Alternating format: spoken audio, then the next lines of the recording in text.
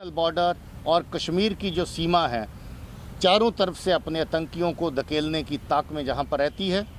और हमारी जो सतर्क फ़ौजें, सतर्क फोर्सेस जो तैनात हैं बॉर्डर के ऊपर, बीएसएफ जो तैनात है इंटरनेशनल बॉर्डर के ऊपर, एलसी के ऊपर भी आर्मी के साथ अपनी जिम्मेवारी निभा रही है।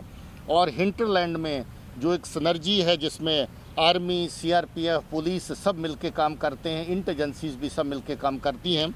हम सब मिलके इस मिशन के लिए कि वहाँ पर जो शांति है उसको और मजबूत किया जाए, अमन को और मजबूत किया जाए, लोगों के साथ जो जुल्म सितम हो रहा है उसमें कमी हो, लोगों के साथ जो ज्यादती हो रही है उसमें कमी हो। इसी के बीच में एक बहुत बड़ी आईडी भी 28 तारीख को पुलवामा में नाकाम की गई थी। जैश ए मोहम्मद के आतंकी उस आईडी को तैयार करके हिजबुल मुजाहिदीन को साथ लेके उसको किसी सही टारगेट तक पहुंचा करके फोर्सेस का नुकसान पहुंचाना चाहते थे। 2 बार उस आईडी को अपनी जगह से बार बार बाहर निकाल के कहीं हाईवे की तरफ अच्छे टारगेट पर ले जाने की कोशिश की गई, मगर हर बार फोर्सेस की तैनाती की वजह से उनके ये अटैम्प्ट जो है वो नाकाम होते रहे। और आखिर 28 तारीख को ये आईडी पकड़ी गई जिसमें बहुत बड़ा मकदार में को 50 किलो के करीब जो है आईडी लगी हुई थी, जो पुलवामा की तरह बहुत बड़ा नुकसान जो है वो कर सकती थी। उसमें जो शामिल आतंकी जो फ़ौजी भाई, जिसको इदरिस भी कहते हैं, अब्दुल रहमान भाई भी कहते हैं, वो फ़ौजी जो इस आईडी को बनाने में और हिजबुल मुजाहिदीन के साथ शामिल था, इस आईडी को ले जा कर के फोर्सेस के ख़िलाफ़ इस्तेमाल करने के लिए, जिससे पहले इसको नाकाम कर दिया गया, वो भी पहले एक ऑपरेशन में मारा जा चुका है। तो मैं समझता हूँ कि इसके साथ जो टीम सिक्योरिटी हमारी जो काम कर रही है ग्राउंड के ऊपर, उनको हमारी तरफ से कम्प्लीमेंट्स के सब मिल कर के बहुत अच्छा काम कर रहे हैं। लॉ एंड ऑर्डर के फ्रंट के ऊपर बहुत अच्छी हैंडलिंग चल रही है, कोई मेजर लॉ एंड ऑर्डर का इंसिडेंट नहीं हुआ है। मगर इसके साथ ही मैं ये चीज़ बता देना चाहता हूँ कि अभी भी जो पाकिस्तान की कोशिशें इन्फिल्ट्रेशन के लिए जारी हैं, उसके लिए हमारी बॉर्डर की ग्रिड को और सतर्क रहना होगा। आईडीज़ के बारे में अभी भी रिपोर्ट्स हैं कि जैश ए मोहम्मद के आतंकी, जिनको पाकिस्तान की एजेंसियाँ डायरेक्टली वहाँ से चलाती हैं, वो अभी भी आईडीज़ बनाने में और उनको इस्तेमाल करने में जुटे हुए हैं। हम लोग सब जगह पे अपनी फोर्सेस को, अपने यूनिट्स को अलर्ट करके चल रहे हैं और हमारी ये कोशिश रहेगी कि आने वाले टाइम में भी ऐसी किसी नापाक हरकत को नाकाम किया जाए। जी सर, एक बड़ी कामयाबी आपको मिली है आतंकवाद की, आपने कमर तोड़ कर रखी है। क्या ये माना जाए कि आने वाले 2 दिनों में जम्मू कश्मीर आतंकवाद मुक्त होगा? जी देखिए, कोशिश हमारी उसी दिशा में है। हमारी दो तरफा कोशिश है। एक तो बॉर्डर के ऊपर जो इन्फिल्ट्रेशन हो रही है उसको जिस हद तक संभव हो उसको चेक किया जाए। फिर भी अगर जो कामयाब कुछ इन्फिल्ट्रेशन हो जाती है उसको हिंटरलैंड के अंदर उसका मुकाबला किया जाए। और साथ ही साथ नौजवान बच्चे जिनको वर्गला करके पाकिस्तान के सोशल मीडिया प्लेटफॉर्म्स और उनके जो जहाँ पर हैंडलर्स कश्मीर के अंदर हैं, प्रॉक्सीज उनके जो जहाँ पर हैं, वो नए बच्चों को वर्गला करके मिलिटेंसी की तरफ जोड़ने की कोशिश करते हैं। हमारी ये कोशिश है कि हम उनको मिलिटेंसी के रास्ते पे ना जाने दें। इसकी मिसाल अभी मैंने आपको दी कि अभी कल ही 3 बच्चों का जो ग्रुप जो मिलिटेंसी ज्वाइन करने वाला था, उसको अवंतीपुर पुलिस ने उस रास्ते से रोका और माँ बाप के हवाले किया। बर्फबारी पिघलने के साथ ही घुसपैठ की कोशिशों में हम देख रहे हैं कि इजाफा हुआ है। सर, जो लॉन्चिंग पैड है पाकिस्तान में, ऐसे इनपुट मिल रहे हैं कि वहाँ पर भी काफ़ी संख्या में आतंकी मौजूद हैं जो कि घुसपैठ की ताक में हैं। क्या ऐसे इनपुट हैं? जी बिल्कुल सही बात है। ये पहली बार है काफ़ी अरसे के बाद कि सर्दी के दौरान भी काफ़ी लॉन्च पैड जो पाकिस्तान की आर्मी मेंटेन करती है वो इस वक्त एक्टिव रहे और वहाँ पर उनको वाइंड अप करने की कार्रवाई इस बार नहीं हुई। यही वजह है कि पहला ग्रुप आतंकियों का केरन के सेक्टर में 31 मार्च को घुसपैठ करके आ चुका था और पूरे का पूरा ग्रुप केरन के सेक्टर में हमारे ऑपरेशन के दौरान मारा गया। एक भी दिन और बर्फ़ पिघलने का इंतज़ार भी नहीं किया और एक दिन जाया भी नहीं किया। जो ही माहौल ऐसा बना, उन्होंने आतंकवादियों को इस तरफ भेजने की कोशिश करी और हमारी फोर्सेस ने उनके इस अटेम्प्ट को नाकाम किया और जो आतंकियों का ग्रुप इस तरफ भेजा गया था उनको वहाँ पर एलिमिनेट किया। सर, एक चीज़ देखी गई है, इंटरनेशनल बॉर्डर से पिछले कुछ समय में काफ़ी इंटरप्रेशन अटैम्प्ट हुई भी हैं, सक्सेसफुली जिन्हें मारा भी गया है यहाँ पे। अब आप कह रहे हैं कि जैश के टेररिस्ट हैं और आईडी बना के हैं। लग रहा है कि फेंस को कहीं ना कहीं उड़ाकर उस तरह से घुसपैठ की कोशिशें हो सकती हैं। देखिए, कोई एक स्पेसिफिक तरीका अपनाएं उसकी बात कहना मुश्किल है। हर तरह की कोशिश पार से होती है, नौशहरा के सेक्टर में जैसे मैंने जिक्र किया, उसके आगे मेंढर का सेक्टर है, पुंछ के कुछ और एरियाज़ है जिनका इस्तेमाल हो रहा है। नौशहरा के सेक्टर की तफ्तीश अभी जारी है। हमारी इतला है कि उसमें से कुछ एक ग्रुप पहले से 1-2 ग्रुप जो हैं जिनकी खबर हमें मिली है और जिसकी इस वक्त पुलिस वेरिफिकेशन कर रही है, कुछ एरिया से पहले से पार से इधर आ चुके हैं। इसी तरीके से आईबी से जो नगरोटा का एनकाउंटर हुआ था उसकी तफ्तीश में पता चला था कि उस ग्रुप के मारे जाने से पहले भी एक ग्रुप वहाँ से क्रॉस करके जहाँ तक आ चुका है। ये तार काटने का सिलसिला या फिर बाकी कोई इस तरह के हथकंडे या फिर ceasefire violation, covering fire दे करके जब पाकिस्तान की तरफ से बहुत बड़ी सीज़ फायर वायलेशंस होती हैं उसके दौरान उस आड़ में भी इन्फिल्ट्रेट करने की कोशिश करते हैं। कल भी बड़ी शर्मनाक बात है कि राजौरी में सिविलियन एरियाज़ को टारगेट किया गया सीज़ फायर वायलेशंस में, जहाँ तक कि हमारे पुलिस के 2 जो दफ्तर वहाँ पर हैं, एसडीपीओ ऑफिस वहाँ पर उड़ी का और थाना पुलिस स्टेशन जो वहाँ का जो है उसके ऊपर भी वहाँ से जो है वो उनकी जो गोलियों के निशाने लगे और हमारी कुछ जगह पे हमारे जो वाटर टैंक्स उस बिल्डिंग के ऊपर लगे थे उनका नुकसान भी हुआ। It has been seen that this Fauji bhai who was eliminated by security forces, he was earlier operating in Afghanistan. You think that Pakistan is trying to now push in those Taliban, wanting to rehabilitate them by pushing into Kashmir side so that they can keep the pot of terrorism boiling? See, I'll not be able to comment on this that Fauji Bhai was operating in Afghanistan earlier. We have got no such information with us that he was active in Pakistan. Taliban, this has been made clear number of times that there is no such report available with us, and as of now, it's basically the Pakistan terrorists who are coming to Jammu and Kashmir under the banner of Lashkar-e-Taiba and Jaish-e-Mohammed mainly, and they are also trying to revive Al-Badr now, the outfit which is almost decimated in the past couple of months. They are trying to revive it. They also named an organization called TRF, which we call Terrorist Revival Front. They are trying to give it a local name, while as most of the people who are joining TRF are from Lashkar-e-Taiba and Jaish-e-Mohammed. So therefore, all those conspiracies, all those attempts and reviving terrorism at sort of replenishing the numbers which are being eliminated here are being taken care of. So to what extent you see role of Pakistan Army in all these infiltration attempts, pushing in terrorists into this side of the border and also training in terror factories? See, there's no doubt about it that Pakistan Army is involved in a big way apart from the ISI. After all, the launching pads are being manned by the Army. The number of launching pads available right across the LC and the IB, all those informations are available with our agencies and with us. So certainly they are involved in a big way. इस तरह से क्यों हो रहा है? जैसे TRF का निर्माण, कितने मिलिटेंट मारे गए हैं और कितने मिलिटेंट गिरफ्तार हुए, ओडीडब्ल्यू गिरफ्तार हुए हैं? जी, इस साल के अंदर अभी तक 88 टेररिस्ट जो हैं वो न्यूट्रलाइज हुए हैं। कोई 35-36 के करीब ऑपरेशन अभी तक हो चुके हैं जिसमें 88 टेररिस्ट न्यूट्रलाइज हुए हैं। कोई 40 के करीब ऐसे टेररिस्ट एसोसिएट हैं जो या तो खुला इनके साथ चलते थे या इनका सपोर्ट सिस्टम थे, उनको गिरफ्तार किया गया है। कोई 240 के करीब ऐसे OGW हैं जो इनके पूरी की पूरी सपोर्ट में, लैंड ऑर्डर को इंस्टिगेट करने में, ऑपरेशन के दौरान इनका साथ देने में, इनकी हाइडआउट्स तैयार करने में मदद करते हैं। 240 के करीब ऐसे जो लोग हैं उनको भी कानून के दायरे में लाया गया है और उसमें कुछ लोग PSA में भी बुक किए गए हैं। सर, ये जो टीआरएफ हुआ है उससे पहले अगर बात करें, जैसे आपने कहा कि अल-बदर को भी रिवाइव कर रहा है पाकिस्तान की कोशिश हो रही है, वजह क्या है? वजह सिंपल है कि इसको लोकल नेम देने की कोशिश की जा रही है, जबकि मिलिटेंसी पूरी की पूरी न सिर्फ फाइनेंसिंग वहाँ से होती, स्पॉन्सर वहाँ से होती है, बल्कि इसको एक लोकल तर्ज देने के लिए कि ये लोकल लड़कों का एक ग्रुप है। जबकि देखा ये गया है कि जहाँ जहाँ भी TRF के आतंकी मारे गए हैं उसके बीच में लश्कर का मिलिटेंट भी मिलता है, उसके बीच में जैश-ए-मोहम्मद का मिलिटेंट भी मिलता है, उसके बीच में हिजबुल मुजाहिदीन का मिलिटेंट भी मिलता है। तो ये सिर्फ एक लोकल कवर देने की कोशिश है कि जो मिलिटेंसी जहाँ पर है वो इंडिजिनस है, जबकि फैक्ट्स इसके उल्ट हैं। सर, एक चीज़ और देखा गया है कि पिछले दिनों NIA की कार्रवाइयाँ हुई, जो टेरर फंडिंग होती थी उसको रोका गया। जम्मू कश्मीर पुलिस और अदर सिक्योरिटी एजेंसीज ने भी काम किया, काफ़ी टेररिस्ट मारे भी गए। जो टेररिस्ट नए बन रहे हैं उनके पास क्या वेपन की कमी है या फिर उनके पास एडुकेट वेपन है, तो वो आते कहाँ से? अब फाइनेंस जो है वो कैसे मैनेज करते हैं? देखिए, इनका वेपन का जो सिलसिला है इसमें काफ़ी कमी महसूस की गई, इसलिए जो ज़्यादातर नए लड़के हैं उनके पास पिस्टल और ग्रेनेड ही होते हैं।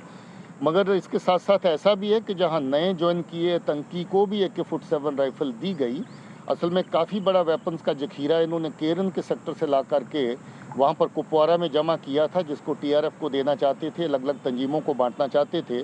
वहाँ पर हंदवारा, कुपवारा और सोपुर की पुलिस ने मिलकर के ऑपरेशन किया, जिसमें 22 के करीब वेपन जो थे वो टाइमली पकड़ लिए गए थे। इसके चलते वेपन्स की जो अभी इनको और कमी जो है वो लग रही है। इनकी अभी भी कोशिश है कि वेपन को अलग अलग तरीके से सरहद के पार उधर से इधर पहुँचाया जाए, जिसमें कोई इनके जो ऑपरेटिव्स हैं, बॉर्डर ऑपरेटिव्स होते हैं, उनके ज़रिए से कोशिश हो सकती है।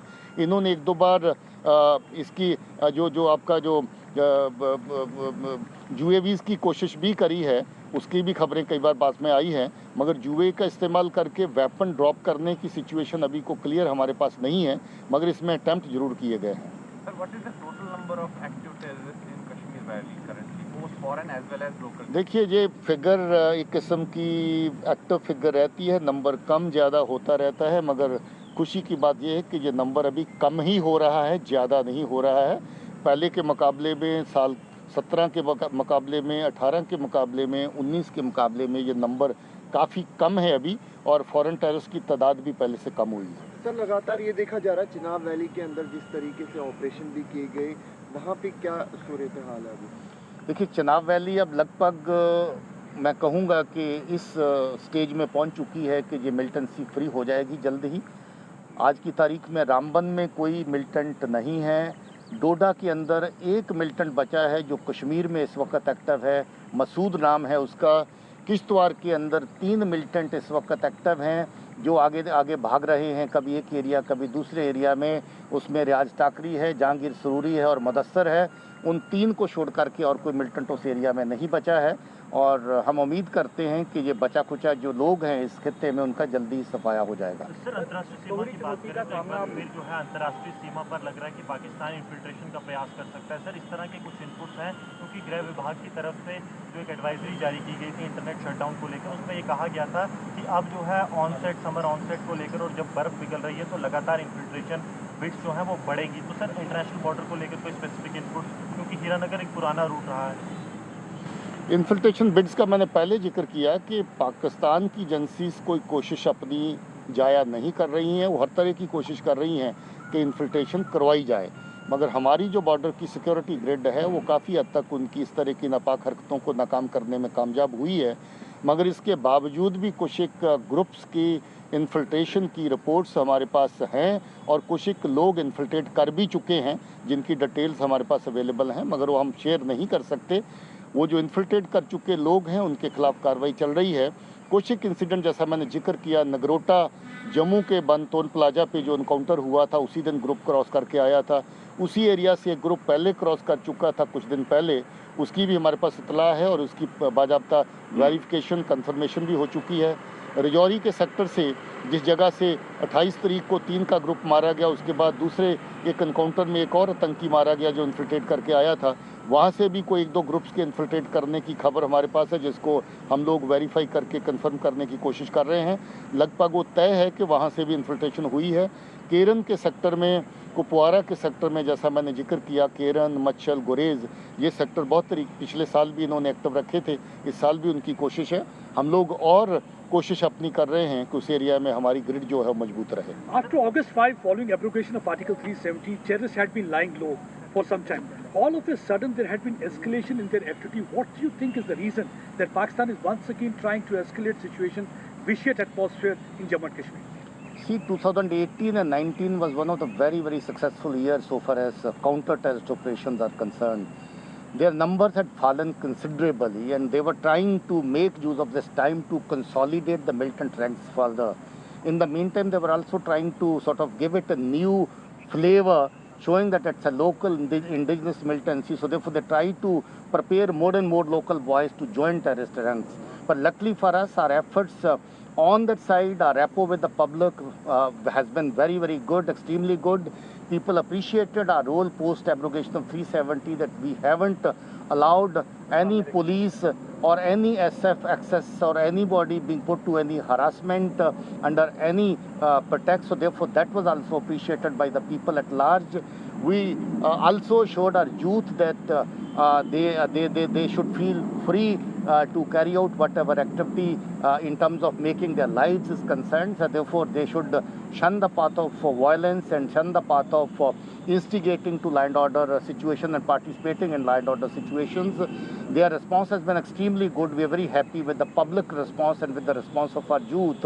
A very significantly low number of terrorists have joined terrorist ranks this year, and I would say unfortunately a very large number of them have been neutralized already. Those who joined terrorist ranks have been, despite the fact we are trying that they do not join, but those who join, they become part of the machinations of the old terrorists. They go around with them with the weapons and all and resort to criminal activities against our people, against the security forces, and in the process they get eliminated during our encounters, during our operations.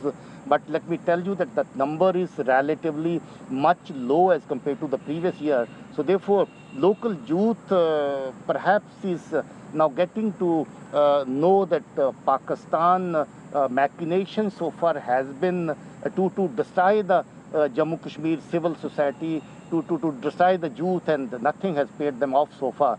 So therefore, I would appreciate that our youth in Kashmir especially continue that way and continue to be wise enough not to fall prey to the machinations by Pakistan agencies. Isn't it unfortunate that instead of focusing on COVID-19, their focus is on pushing in terrorists into this side of the border to spill blood of common Kashmiris on streets of Delhi? This is definitely unfortunate.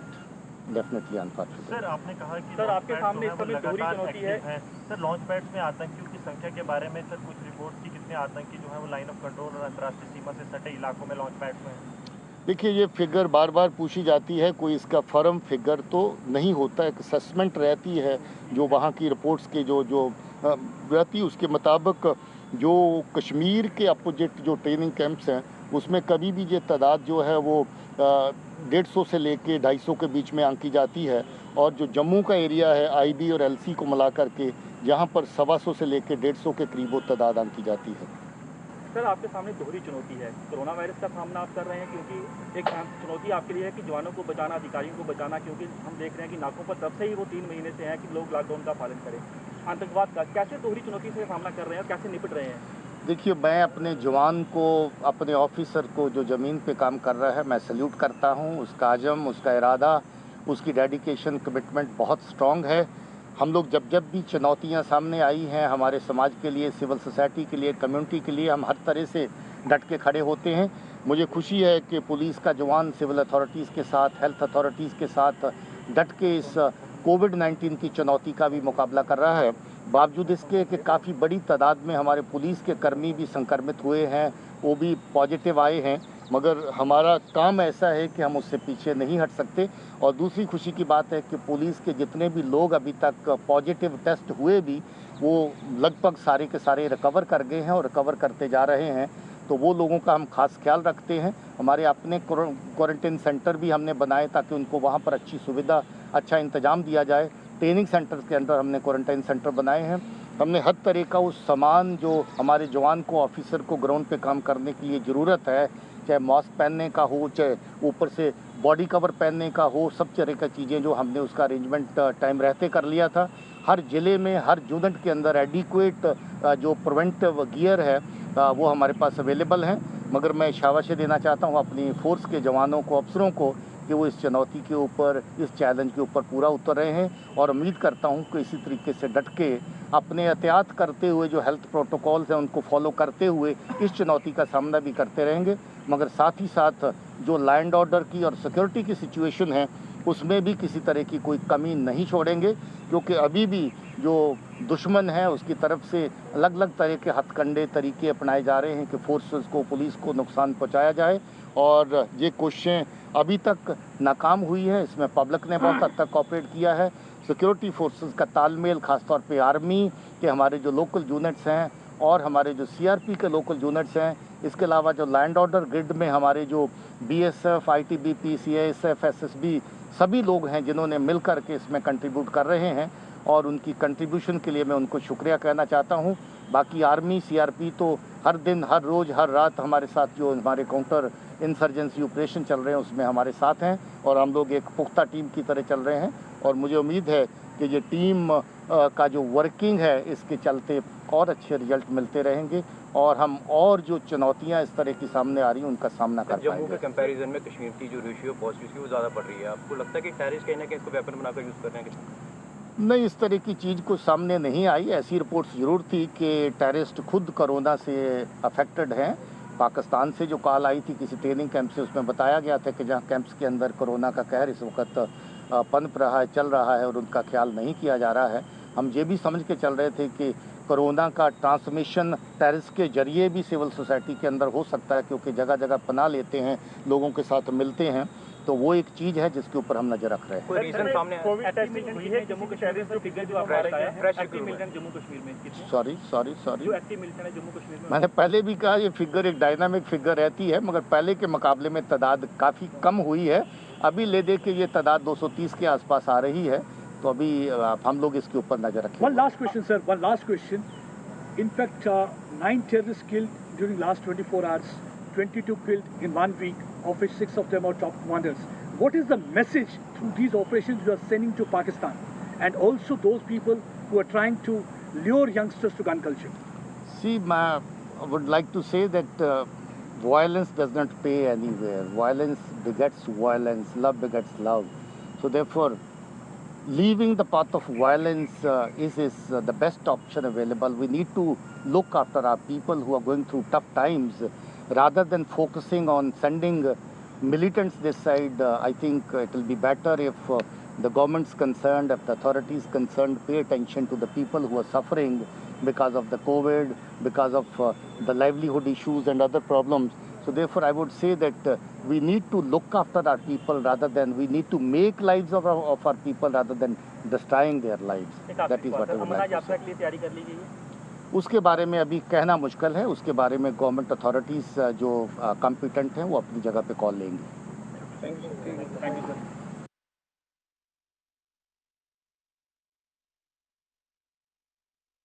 All right, you were listening to J&K DGP Dilbagh Singh giving out details of the anti-insurgency operations that are currently on in several parts of Jammu and Kashmir, especially in Shopian. This comes right after the Shopian encounter has concluded. Remember, there have been 2 gun battles in the last 24 hours. The DGP says that this is proving to be a tremendous success for the security forces. The army, the CRPF and the police are working in tandem in the anti-insurgency operations, and also they've managed to give a big dent to the insurgent groups. 4 terrorists have been neutralized and 2 gun battles in the last 24 hours have taken place. Well, we'll leave it at that. We'll keep our viewers updated with the latest information coming in from the police officers in J&K.